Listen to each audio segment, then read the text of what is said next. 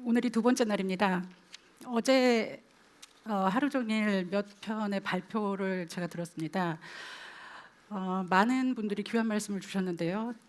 말씀의 요지는 결국은 4차 산업혁명, AI, 디지털, 사회가 변하고 있다, 시대가 변하고 있다. 그러니 교육이 변해야 된다. 이 말씀이었습니다. 그런데 재밌는 것은 이게 2018년 오늘 처음 듣는 얘기가 아니라는 겁니다. 10년 전에도 이런 소리가 있었습니다. 2000년대 초반부터는 디지털 혁명이라는 말이 굉장히 익숙하게 언론지상이나 이런 컨퍼런스나 포럼이나 이런 데서 나왔었고요.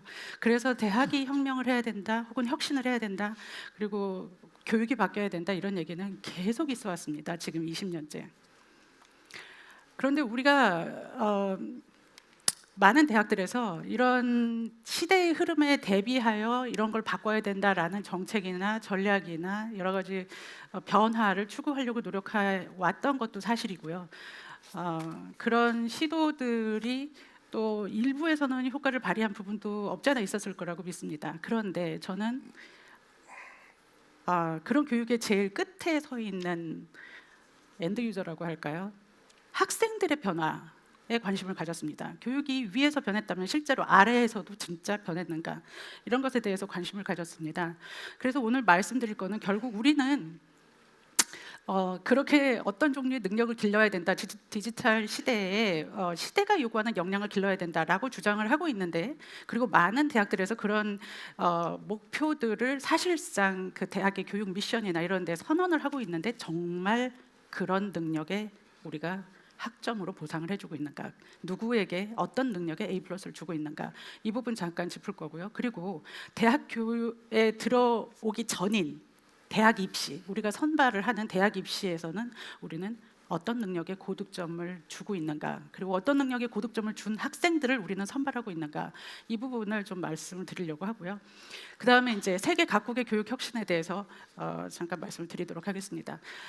아까 윤중현 장관님께서 소개를 해주신 서울대에서는 누가 A+를 받는가, 이게 서울대에서 어떤 능력을 평가하고 있는가에 대한 이야기고요. 대한민국의 시험은, 대한민국의 대학 입시는 어떤 능력에 고득점을 주고 있는가, 이 두 가지에 대한 이야기입니다.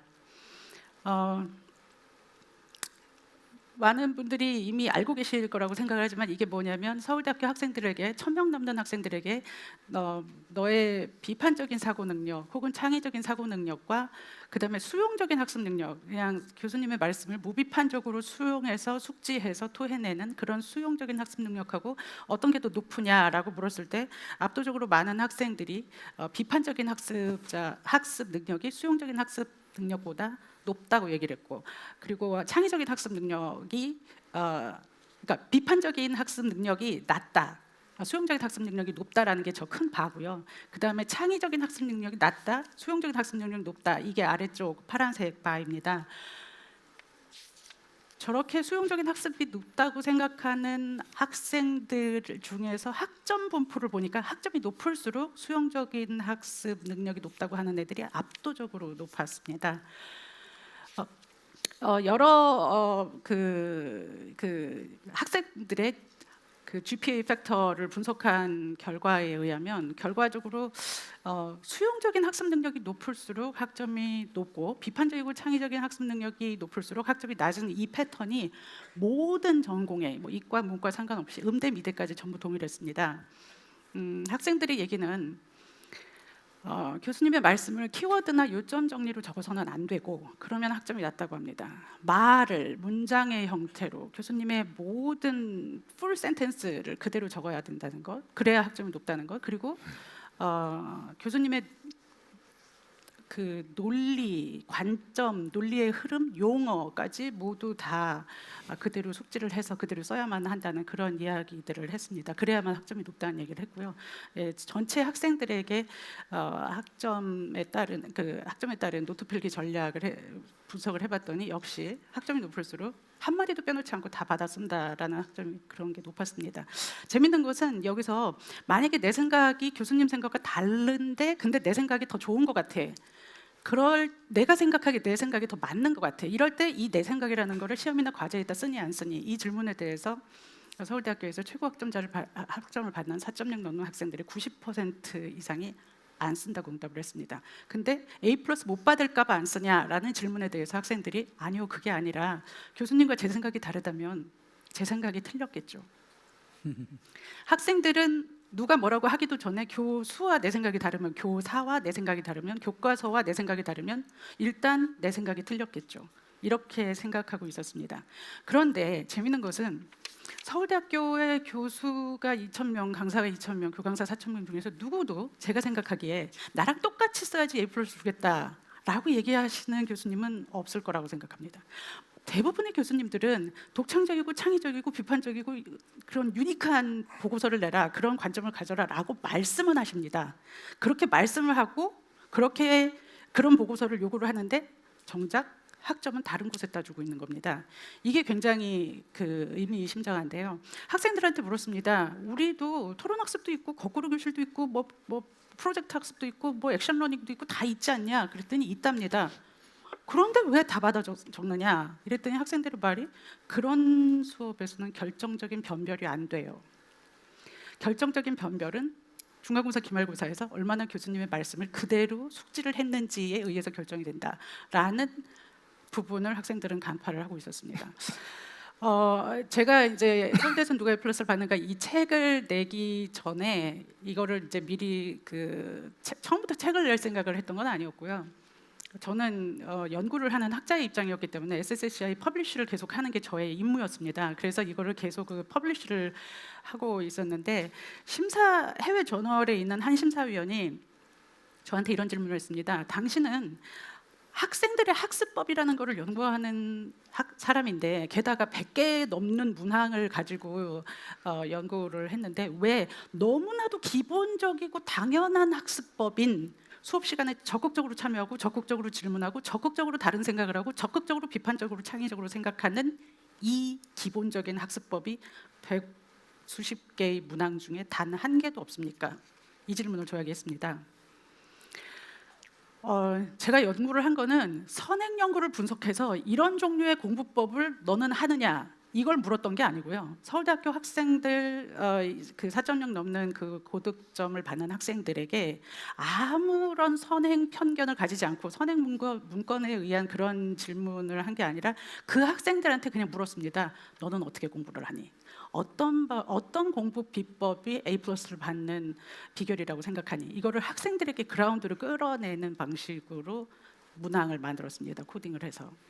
근데 46명의 A+ 학생들을 인터뷰를 했는데 수업 시간에 적극적으로 참여하고 적극적으로 질문하고 적극적으로 다른 생각을 하고 적극적으로 비판적인 창의적인 생각을 하는 것이 A+ 비법이라고 얘기를 한 학생이 단 한 명도 없었습니다. 그래서 그 문항에 넣을 수가 없었다는 이야기를 저널 심사위원에게 고백했던 기억이 있습니다. 이 책이 나온 이후로 서울대에서 본부에서는 움직이지 못했지만 학과별로 혹은 개별 교수별로 사실은 저 말이 맞잖아. 우리 교수들은 왜 침묵하고 있느냐. 이런 목소리들이 여기저기서 있었습니다. 그때 서울대 한 학과에서 커리큘럼 커미티를 만들어서 저랑 같이 세미나를 몇 번 한 적이 있습니다. 근데 한 교수님이 이런 말씀을 하시더라고요. 서울대에서 20년 넘게 가르쳤고 20년 넘게 수업 채점을 했는데 단 한 번도 내 채점에 문제가 있었다고 생각을 해본 적이 없다. 왜냐하면 그냥 채점을 하다가 수업 시간에 내가 했던 얘기랑 비슷하게 썼으면 얘 공부 좀 했구나 그러면서 동그라미를 치고 말이 되기는 하는데 수업 시간에 내가 얘기를 했던 거랑 다른 얘기를 썼으면 얘 뭐지? 하면서 그냥 걷대요. 이런 식의 채점 방식이 학생들의 다른 종류의 생각과 창의적인 생각을 억누를 수 있었다는 거를 단 한 번도 생각을 해본 적이 없고 누구도 이 얘기를 자기한테 20여 년 동안 해준 적이 없다는 그런 고백을 하셨습니다. 또 다른 교수님은 수업 시간에 이건 내가 10년째 가르치고 있는 거야 하면서 어떤 이론을 설명을 하고 있었는데 학생 중에 한 명이 손을 들더니 교수님 근데 그게 제가 생각하기에는 그게 좀 아닌 것 같은데요 하면서 이의를 제기하더래요. 근데 너무 당혹스러웠대요. 왜냐하면 이미 내가 10년째 가르치고 있는 거야 라고 얘기를 했던 이론이기 때문에. 근데 더 당황스러웠던 거는 강의 끝나고 나서 연구실에 와서 곰곰이 생각을 해보니까 걔 말이 일리가 있더라는 겁니다. 그래서 굉장히 아주 굉장히 당혹스러웠다는 말씀을 하시는데, 얼마 후에 그 글로벌 기업에서 학생 2명을 추천을 해달라고 했답니다. 그래서 굉장히 공부를 잘하는 4.6 넘는 모범생과 이 삐딱한 학생과 둘을 추천을 했다고 해요. 이 삐딱한 학생은 참고로 학점이 낮았답니다. 근데 한참 뒤에 그 회사에서 이 삐딱한 애에 대해서는 극찬을 하고, 그리고 그 4.0 넘는 모범생에 대해서는 아무 말이 없더랍니다. 그래서 왜 그러냐 이렇게 물어봤더니, 그 삐딱한 학생은 어찌되었든 간에 매 회의 시간마다 자기의 의견이라는 게 있는데 그 4.0 넘는 학생은 자기의 의견이라는 게 존재하지 않더라, 이런 이야기를 하더랍니다. 그래서 그 교수님께서 하시는 말씀이, 서울대에서 이렇게 공부를 잘한다고 해서 인정을 해줘서 고득점으로 내보내는 세계적인 무대에서 인정을 받지 못하고, 삐딱하다고 해가지고 학점을 낮게 줘서 내보내는 세계 무대에서 극찬을 받고, 도대체 우리가 어떤 능력에 A+를 주고 있는 거지? 라는 그런 의구심이 들더라는 말씀을 하십니다. 근데 또 다른 교수님은 이런 말씀을 하십니다. 알겠어요. 비판과 창이 너무너무 중요한 거 알겠고, 온 세상에 비판과 창이 떠드니까 그건 중요한 거 알겠는데, 그런데 제 수업에서는 진도 나가야 될 게 너무 많거든요. 그러니까 저 교양과목 중에 비판적 사고와 창의적 글쓰기라는 과목이 있던데, 비판과 창의는 거기서 배우고 그냥 제 수업에서는 진도 나가면 안 될까요? 이런 질문을 하신 교수님이 계셨습니다. 그랬더니 아까 20여 년 동안 채점에 한 번도 문제가 없었다고 생각했던 그 교수님께서 저를 대신하여 답변을 해주셔서 너무 감사했는데요. 그 답변은 이렇습니다. 비판적 창의적 사고 능력은 범용적인 능력이 아닙니다. 과학에서의 비판과 창의가 문학으로 전이되지 않아요. 수학에서의 비판과 창의가 음악으로 전이되지 않아요. 비판과 창의는 연습과 훈련과 반복에 의해서 길러지는 능력이고, 그리고 도메인 스페시픽한 능력입니다. 영역 특정적인 능력이에요. 그래서 서구 선진국에서의 그런 그 과목을 보면 전 과목에서 비판과 창의를 하고, 전 과목에서 꺼내는 교육을 하고, 전 과목에서 논서술을 합니다. 음악, 미술, 체육까지 다. 근데 우리나라는 전 과목에서 일단 집어넣는 교육을 하고, 논술이라고 따로 교과를 만들어 놓고 있기는 하기는 합니다만, 아무튼 그래서 만약에 교양 과목에서 비판과 창의를 한다면 그 과목에서만 비판과 창의가 되는 거고, 선생님 수업에서는 그냥 진도만 나간다면 선생님 수업에서는 아무런 비판적 창의적 사고 능력이 길러지지 않는다는 걸 의미합니다 라고 답변을 해주셨습니다. 그러면 여기서 대학 입시에서는 우리는 어떤 능력에 고득점을 주고 있는가를 말씀드리겠습니다. 이게 뭐냐면, 그냥 간단하게 그냥 아무 수능이나 우리가 보시면요, 작년 수능 같은 거 보면은 45문항이 있어요. 국어에 43문항이 다음 중 적절한 것은, 다음 중 적절하지 않은 것은, 적절한 것과 적절하지 않은 것이 미리 정해져 있습니다. 뭐 나머지 2문항 정도는 다음 중 옳은 것은, 뭐 이런 겁니다. 사회탐구 같은 거에 법과 정치라는 과목이 있는데요, 20문항이 있습니다. 19문항이 다음 중 옳은 것은. 법과 정치는 시대와 사회에 따라서 굉장히 미묘한 문제가 있고 굉장히 많이 다룰 것이 많은데, 그런데 옳은 것은이 미리 정해져 있는 그런 시험을 우리 학생들은 치러야 됩니다. 이런 식의 질문에서의 난이도는 질문의 깊이에 의해서 난이도가 결정되는 게 아니라 5개의 보기가 얼마나 다 비슷비슷하게 답 같으냐에 의해서 난이도가 결정이 됩니다. 그리고 우리는 이 미묘한 차이를 변별해내는 능력에 고득점으로 보상을 해주는 체제가 객관식 수능 시험입니다. 영국의 대학 시험, 대학 입시인 A레벨 시험 문제 보시겠습니까? 두 번째 보면 1912년 대선에서 루즈벨트가 왜 패했는가, 대선 패배 원인을 분석하라. 이게 대학 입시 수능입니다. 마지막에 보면 히틀러의 대외 정책은 독일의 1차 대전 패배를 복수하고 싶은 원한에 기반했다는 주장에 대해 당신은 얼마를 동의를 하느냐. 대학 입시 수능 문제입니다. 영국에. 프랑스 바칼로레아 대학 입시는 워낙 유명하죠. 자연과학 보실까요? 현실이 수학적 법칙에 따른다고 할 수 있는가? 생물학적 지식은 일체 유기체를 기계로만 여기기를 요구하는가? 이런 문제 하나 들고서 몇 시간 동안 써내야 되는 겁니다. 독일의 아비투어, 독일의 대학 입시 시험 문제입니다. 외국어로서의 영어, 우리도 외국어로서의 영어죠. 모국어로서의 영어가 아닌. 교육부 장관을 인터뷰하려고 한다. 학교는 어느 정도로 우리 인생을 준비해주고 있나라는 주제에 대해서 인터뷰 질문 문안을 영작해 보시오. 이게 외국어로서의 영어 시험 문제입니다. 유럽 의회 대표에게 당신과 당신 세대가 걱정하는 이슈들에 대한 편지를 써보시오. 가능한 해결책도 제안해 보시오. 이걸 영작하시오. 이것이 수능입니다.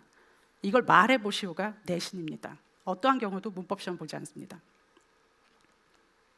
IB 인터내셔널 바칼로레아라는 이건 국적이 없습니다. 스위스 본부가 있고 뭐 네덜란드에 오피스가 있고 영국에 채점 센터가 있고 아시아 태평양 본부는 싱가포르에 있습니다.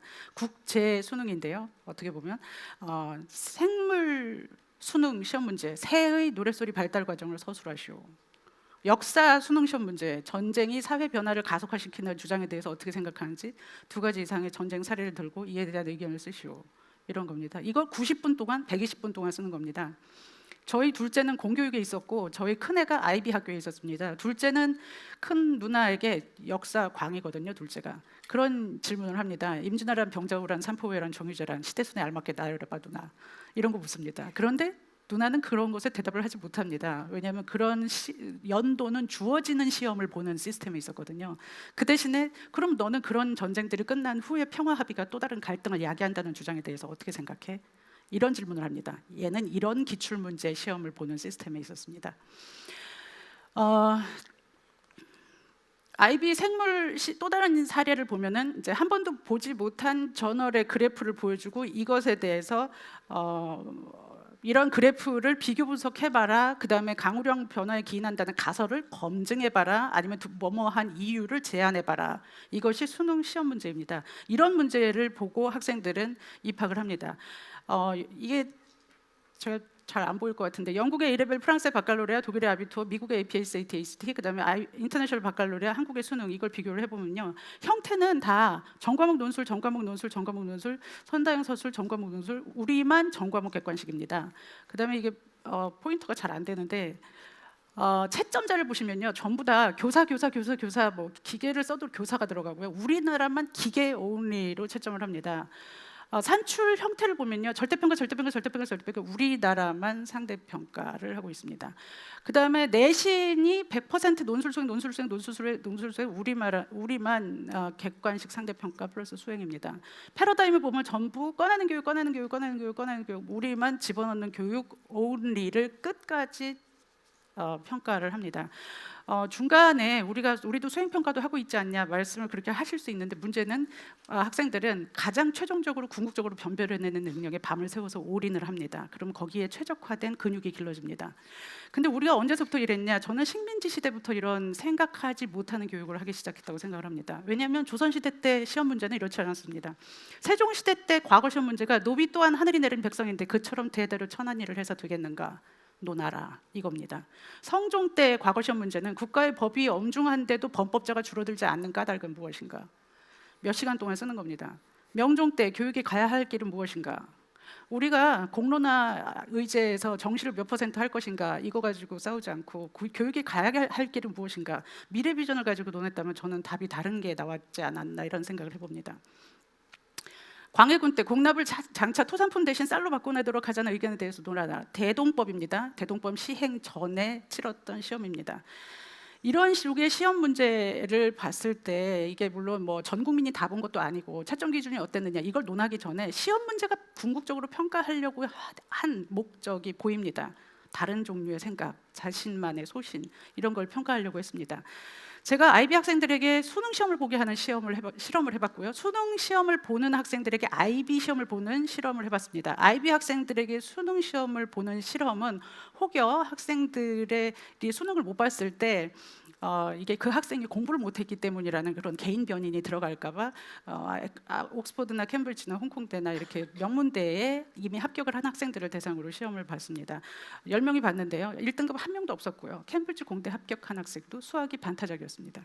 이 말은 뭐냐면 캠브리지 공대 학생이 수학 실력이 없어서 라고 우리는 말할 수 없습니다. 우리는 다른 종류의 능력을 측정하고 있는 겁니다. 계산을 정확하게 시간대에 빨리 일도 틀리지 않고 하는 그것이 평가 기준에 포함되어 있고요. 여기는 3차원 그래프가 나오는 공학용 그래프를 공학용 계산기를 얼마나 자유자재로 능수능란하게 활용해서 그 너머의 생각을 할 수 있느냐가 평가 기준에 포함되어 있는 그런 시험이었습니다. 서로 다른 종류의 평가를 하고 있습니다. 한국의 수능 시험을 보는 학생들에게 IB 시험을 보게 했는데요. 그 한국의 수능 시험을 충남교육청 지원을 받아서 내신 상중하로 나눠서 시험을 봤습니다. 그 학생들이 다 끝난 다음에 학생들을 모아놓고 인터뷰를 했고 인솔을 해오신 선생님들은 이제 다 뒤에 서 계셨는데요. 학생들한테 어땠냐 이렇게 물어보니까 신기했어요, 새로웠어요, 낯설었어요, 신선했어요. 그런데 이구동성으로 재미있었어요라고 합니다. 제가 왜 재미있느냐, 너네는 이런 시험 봐본 적 없지 않냐 그랬더니 학생들 얘기가 틀리든 맞든 어쨌건 제 생각을 쓰는 거잖아요. 학교에서 제 생각을 쓰는 시험은 물어보지 않습니다. 교과서의 생각, 저자의 생각, 선생님의 생각만 물어보지.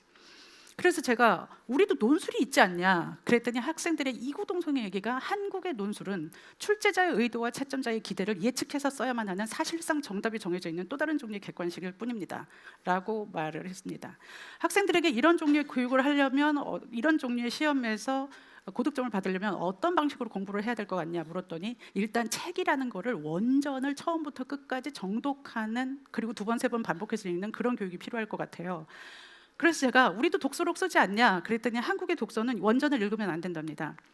요약본이나 발췌본을 읽고 빨리 줄거리를 파악해서 글자 수에 맞춰서 짧게 해서 독서록에 올려서 생기부에 올리는 게 목적이라고 합니다.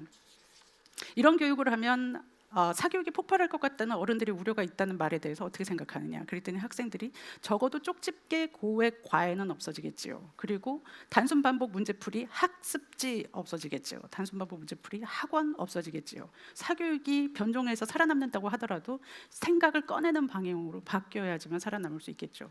이런 이야기를 합니다. 석차가 어떻게 될 것 같냐 그랬더니 석차 뒤집힐 것 같다는 얘기를 합니다. 그럼 세계 각국의 교육혁 시대에 대해서 잠깐 말씀드리겠습니다. 저는 제일 주목하고 싶은 게 개인적인 그 선호도와 무관하게 일본의 교육혁명이 일단 주목이 되는데요.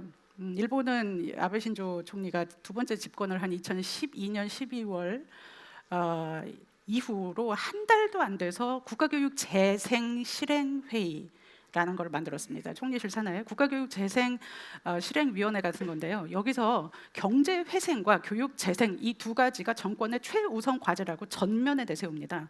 그러고서 이 국가교육 재생 실행회의에서 무엇을 목표로 삼냐면요.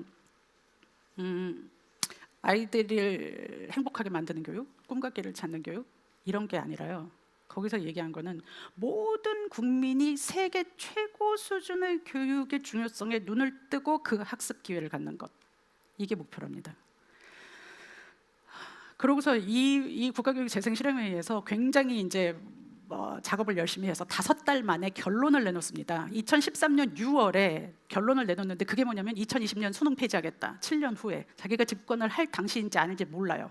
그 시기인지도 모르는데 7년 후에 수능 폐지하겠다. 완전히 다른 수능으로 바꾸겠다. 그걸 선언하고요. 그 다음에 2013년 6월에 동시에 그 수능을 폐지하고 어떻게 바꾸는지에 대한 롤 모델로서 인터내셔널 바칼로레아라는 것을 전체 자국어로 바꿔서 공교육에 공짜로 도입하겠다. 이거를 선언을 합니다. 그게 2013년 6월에 선언을 하는데요. 그것을 교육부 장관 발표로 하지 않고요. 교육부 장관, 기재부 장관, 문체부 장관, 복지부 장관, 국방부 장관 다 들어온 국무회의 결정을 합니다. 일본은 이거를 교육의 관점으로 보는 게 아니라 국가 미래 전략의 일환으로 보고 있었던 겁니다. 그런데 학생들이나 학부모들에게는 이런 국가 미래 아니면 근대화의 물결이 다가올 때 아시아 최초로 메이지 유신에 성공해서 한 세기 이상 아시아를 선점했던 이런 기억을 되살린 그 후손인 아베 신조 총리가 지금 4차 산업혁명의 쓰나미가 또다시 다가오고 있으니까 신메이지 유신을 해서 다시 한번 나라가 도약할 수 있는 그런 강한 나라를 만들겠다가 아베 신조의 의지인데, 그런데 재미있는 것은 국민들을 설득할 때는 그런 논리로만 설득하지 않고요. 어떻게 했냐면 경제 격차가 교육 격차로 이어져서는 안 된다. 일본에서도 수천만 원씩 학비를 내는 국제 학교나 외국인 학교에서만 이루어지던 이 우수한 교육 과정을 국가가 나서서 전체를 자국어로 바꿔서 공립 학교에 공짜로 배포를 함으로써 경제 격차가 교육 격차로 이어지는 고리를 해소하겠다. 이런 명분으로 설득을 했습니다. 2014년에 고대 접속 개혁 보고서를 발표를 하는데요. 고등학교 교육, 대학교 교육, 그다음에 그 브릿지를 잇는 대학 입시, 이 세 가지를 동시에 바꾸겠다라는 그런 그 혁명적인 보고서를 발간하면서 그것을 추진을 합니다. 2017년에 아이비 통합 글로벌 인재 육성 방안 전문가 회의 보고서가 문부과학성에서 발표됐는데요. 거기에 명료하게 기록이 되어 있습니다. 아이비를 도입한 첫 번째 목적이 초중고 공교육의 롤모델 형성, 이렇게 돼 있고요. 일부 대학에서는 지금 현재는 58개 일본 대학에서 아이비를 입시로 인정을 하고 받아들이고 있는데요. 일부 대학에서는 아이비의 TOK 같은 좋은 과목을 대학의 교양교육으로 이렇게 수입해서 하는 방향을 생각을 하고 있습니다. 여러 가지 다양한 해외의 다른 사례들, 그러니까 서울대에서 노벨 프라이즈를 받는가 책 절반 이상이 사실은 그럼 어쩌란 말이냐에 대한 해결책인데, 많은 분들이 그 해결책을 보지 않고 문제제기만 보시는데요. 그 해결책에 관한 이야기들이 좀 사례를 들어서 자세하게 나타나 있습니다. 그 책에 대한 내용은 책을 보시면 될 것 같고요. 오늘은 시간이 별로 없으니까 ASU 애리조나 주립대의 혁신에 대한 이야기를 잠깐 하면서 마무리를 하겠습니다. 애리조나 주립대는 제가 지난달에 한국 대학 총장들 서밋이 애리조나 주립대에서 3일 동안 열렸습니다. 그래서 거기에 제가 다녀왔는데요. 저는 그 전에 이 학교를 별로 들어본 적이 없습니다. 잘 모르는 학교입니다. 명문대 전혀 아닙니다. 그런데 US 뉴스 앤 월드 리포트지에서 4년 연속 미국 내에서 가장 혁신에 성공한 대학 1위로 랭킹이 된 학교입니다. 도대체 어떻게 했길래 그렇게 혁신에 성공한 대학 랭킹 1위에 4년 연속 선정이 되나 궁금하지 않을 수 없었습니다. 일단 제가 3일 내내 수많은 교수들을 만나고 프레젠테이션을 듣고 또 개인적으로도 만나고 학생들도 만나고 이런 만남을 가졌었는데, 제가 만났던 수십 명의 교수들이 일관된 공통점이 있었습니다. 신기한 것은 모든 교수들이 자기의 수업을 이야기하든 연구를 이야기하든 정책을 이야기하든 학교의 차터, 미션하고 관련을 지어서 얘기를 하는 겁니다. 저는 대학에서 오랫동안 강의를 했지만 단 한 번도 제 주변에, 저를 포함하여 제 주변의 교수들이 우리 대학의 목표가 원래가 뭔지, 그리고 우리 학과가 기르고자 하는 역량이 원래 뭔지, 우리 대학이 어떤 종류의 능력을 기르고자 하는지에 대한 미션과 내 수업이 어떻게 얼라인이 되는지를 언급하거나 고려를 하면서 수업 설계를 하는 것을 본 적이 없습니다. 근데 이 학교는 계속 교수의 입에서 그런 소리가 계속 나오는 게 저는 굉장히 인상적이었습니다. 그리고 재미있게도 학생을 인터뷰할 기회가 있었는데요. 학생의 인터뷰에서 한국에서 유학 온 학부생도 있었고, 한국에서 학부를 마치고서 유학을 온 대학원생도 있었습니다. 석사를 마치고 이제 박사를 온 학생들도 있었고, 이과 학생, 문과 학생을 다 만나봤는데요. 한국에서의 대학과 어떤 느낌이냐 그랬더니, 일단 한국에서는 수업과 관련해서 무슨 일이 있으면 과사를 찾거나 조교를 찾는데, 이 학교에서는 교수님을 찾습니다. 심리적인 거리가 일단 그만큼 가깝다는 거, 상당히 많은 걸 상징해주는 그런 얘기라고 생각을 합니다. 또 하나는 굉장히 이 학교가 좋은 점이 뭐냐 그랬더니 학생들의 얘기, 수업이 좋습니다. 그래서 어떻게 좋으냐 그랬더니 기숙사에 사는 학생인데 자기가 가장 인상 깊었던 온라인 수업 이야기를 합니다. 그래서 제가 기숙사에 사는 학생인데 왜 100% 온라인 수업을 들었냐 그랬더니, 온라인이다 오프라인이냐가 뭐가 중요하냐, 수업이 좋은 게 중요한 거 아닙니까? 오프라인이라고 더 좋고 온라인이라고 더 나쁘고 이런 차원이 아니라, 자신은 온라인 수업을 듣는데 모든 학생의 과제에 대해서 교수와 똑같이 자기도 평가를 하고 댓글을 달아야만 하는 그런 시간이 있었대요. 모든 학생들의 숙제를 한꺼번에 다 볼 수 있는 기말 과제든 중간 과제든 그런 기회가 흔치 않았는데, 그걸 보면서 많은 걸 배우고, 물론 굉장히 많이 힘들었지만 많은 걸 배웠다는 그런 이야기를 했습니다. 여기서도 수업 낙오자들 있잖아요. 그런 학생들이 굉장히 많을 수 있잖아요. 미국 학교는 특히 중간에 낙오하는 학생들이 많기 때문에 리텐션 레이트가 굉장히 중요한데, 그 낙오자들의 수많은 그 비율을 테크놀로지로 낙오자를 맡고 있었어요. 테크놀로지를 계속 끊임없이 반복해서 학습하게 하는 단순한 부분은, 그리고 수업에서는 그 단순한 지식과 정보의 숙지는 수업에서는 더 이상 하지 않고, 수업은 이제 비판적이고 창의적인 사고력을 끌어내는 그런 방식의 수업을 하고 있었습니다. 인상 깊었던 거는 한국 수업에서 사실 참 얻기 어려운 건데요. 100명이 넘는 수업 강의 클리닉 닥터들이 풀타임으로 근무하고 있었습니다. 그리고 그들을 서포트하는 테크니션들까지 합쳐서 수업을 서포트하는 사람들이 250명이 풀타임으로 있었습니다. 그들이 교수님과 붙어서 같이 1대1로 수업 리모델링을 하는 과정을 거치고 있었습니다. 그리고 적극적으로 학과를 융합을 했는데요. 이 학교가 주립대입니다. 그런데 전체 총 예산 중에 주정부에서 지원받는 게 9%입니다. 나머지 91% 예산은 자립을 했습니다. 그러니까 어떻게 자립을 했느냐 하면 정부 지원 의존형 대학 모델에서 이거를 탈바꿈을 해서 knowledge enterprise라는 지식 기업형을 만들어서 모델을 이제 그 조직 구조를 바꿨는데요. 근데 명료하게 지식을 창출하고 공유하고 사용할 수 있어야 된다라는 이런 미션에 모든 학과들이 거기에 부합하게 우리의 학과의 연구와 수업들이 가고 있느냐를 계속 이렇게 온라인을 맞추면서 그렇게 진행을 하고 있었는데요. 예를 들어서 저는 굉장히 궁금했었던 게 이공계통은 융합을 하든 뭐 산학을 하든 뭐가 이렇게 옵션이 많은데 인문사회 같은 경우는 이렇게 사양하는 인기가 없어지는 그런 우리나라를 문송합니다라는 말이 있을 정도로 그런 학과가 많은데 그런 곳에 대해서는 어떻게 하느냐 그러는데 그런 학과들조차도 인류 진화와 사회 변화 대학이라고 해서 아예 대학 단과대학 이름을 바꾸고 굉장히 액티브하게 융합을 해서 지금은 뭐 인류 고고학, 뭐 인류학, 지질학 이런 그 인문계 사회계통의 그런 그 학과들이 아이비리그급보다 훨씬 더 연구비 수혜가 많은 미국 내에서 탑 1, 2등을 왔다 갔다 하는 그런 수준으로 올라섰다고 합니다.